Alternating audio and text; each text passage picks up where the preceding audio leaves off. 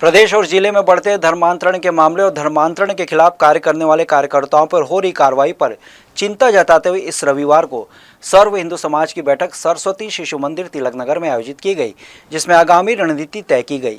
धर्म नियायत व्यक्तिगत मामला है। भारत का संविधान सभी को यह अधिकार देता है कि वो स्वेच्छा से कोई भी धर्म अपनाकर उसका पालन कर सकता है, लेकिन जब कोई एक समूह एक बड़े वर्ग को प्रलोभन देकर अवैध तरीके से उसका धर्मांतरण कराता है तो एक कानून अपराध भी है और इससे सामाजिक व्यवस्था भी पूरी तरह चरमरा जाती है।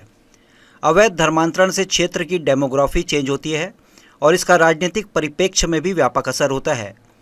चिंता का विषय यह है कि भारतीय जनता पार्टी जैसे राजनीतिक दल के लिए चुनाव से पहले तो धर्मांतरण अहम मुद्दे होते हैं, लेकिन चुनाव जीतते ही उसके ही राज्य में धड़ल्ले से अवैध धर्मांतरण होने लगता है। इतना ही नहीं, धर्मांतरण के खिलाफ कार्य करने वाले जांबाज कार्यकर्ताओं के साथ पुलिस बर्बरता भी करती है। ऐसे ही मामला हाल ही में कोनी थाना क्षेत्र के रमतला में सामने आया, जहां लंबे समय से अवैध तरीके से चंगाई सभा लगाकर धर्मांतरण का आरोप है। इसका विरोध कर रहे हिंदू संगठन के कार्यकर्ताओं के साथ पुलिस ने ज्यादती की। आरोप है कि सिर्फ कोनी नहीं बल्कि पूरे प्रदेश और जिले के मस्तूरी, कोनी, कोटा, मुंगेली, तखतपुर क्षेत्र में बड़े पैमाने पर मिशनरी के इशारे पर धर्मांतरण किया जाता है। अवैध धर्मांतरण करने वाले सेवा, स्वास्थ्य और शिक्षा के नाम पर ग्रामीण क्षेत्रों में प्रवेश करते हैं और धीरे धीरे लोगों का ब्रेन वॉश कर उन्हें ईसाई मनतांत्रित कर रहे हैं, जिसे लेकर सर्व हिंदू समाज की बैठक में धर्मांतरण के खिलाफ अभियान चलाने वालों ने बैठक लेकर आगामी रणनीति तय की। बहुत जरूरी थी। सर्व हिंदू समाज के द्वारा जिस प्रकार से बुलाई गई, सभी संगठन के लोग आए हुए हैं और ये बहुत ही चिंता का विषय है कि हमारे विचारधारा की सरकार आने के बाद भी अगर हम धर्मांतरण नहीं रोक पा रहे हैं या धर्मांतरण रोकने में हम जैसे कार्यकर्ताओं को अड़चन आ रही है, ये सोचना पड़ेगा जिन सरकारों को, जिस विचारधारा को हम चुन के लाए हैं उनको हमारे अनुरूप कार्य करना होगा।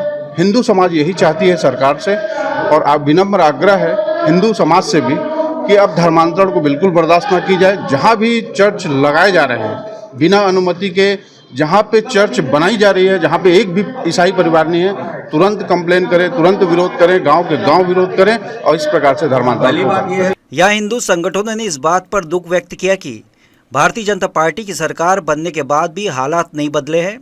उनकी विचारधारा की पार्टी को सत्ता में आ गई, लेकिन वो पार्टी कार्यकर्ताओं के विचारों के अनुरूप कार्य नहीं कर रही। दूसरे प्रदेशों में धर्मांतरण को लेकर सख्त कानून बनाए गए हैं, लेकिन छत्तीसगढ़ में इस तरह का कानून नहीं बना।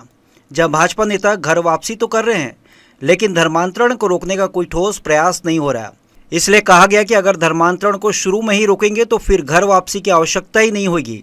आज का कार्यक्रम मुख्यतः धर्मांतरण रोकने के लिए, क्योंकि हम घर वापसी अभियान तो चलाते हैं लेकिन धर्मांतरण रोकने के लिए कुछ नहीं करते। जब धर्मांतरण ही नहीं होगा तो घर वापसी किसका करवाएंगे।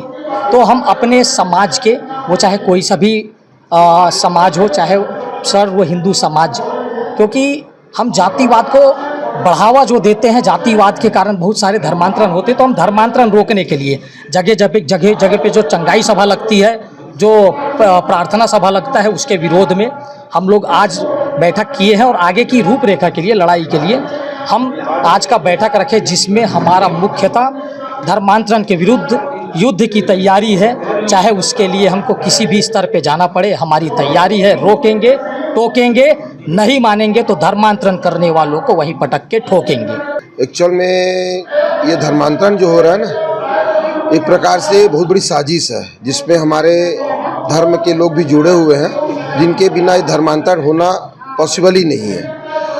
सरकार भी आंख मूंद के बैठी हुई है। दूसरे राज्यों में धर्मांतरण पे कानून बन चुका है, हमारे यहाँ कानून अभी तक बनाया नहीं गया है। और जो हमारे हिंदू भाई योद्धा लड़ने जाते हैं उन पर क्रिमिनल केस लॉन्च हो जाता है, FIR हो जाता है और धर्म को रोकने वाले ही अपराधी कहलाने लगते हैं। धर्मांतरण बहुत बड़े खेल में हो रहा है, जिसमें यहाँ के लोकल विधायक को भी बोला जा सकता है, वो शामिल है सब चीज़ों में। शासन प्रशासन भी इसमें कुछ ज़्यादा हस्तक्षेप नहीं करते और ये हर घर के आड़ में हो रहा है। इस बैठक में एक स्वर में कहा गया कि अवैध धर्मांतरण हिंदू समाज को खोखला कर रहा है। गरीब, नासमझ, भोले भाले ग्रामीणों को टारगेट बनाया जा रहा है, जिन्हें कभी स्वास्थ्य तो कभी धन का प्रलोभन देकर मनतांत्रित किया जा रहा है। एक बड़ा वर्ग मिशनरी की इस साजिश का शिकार बन चुका है।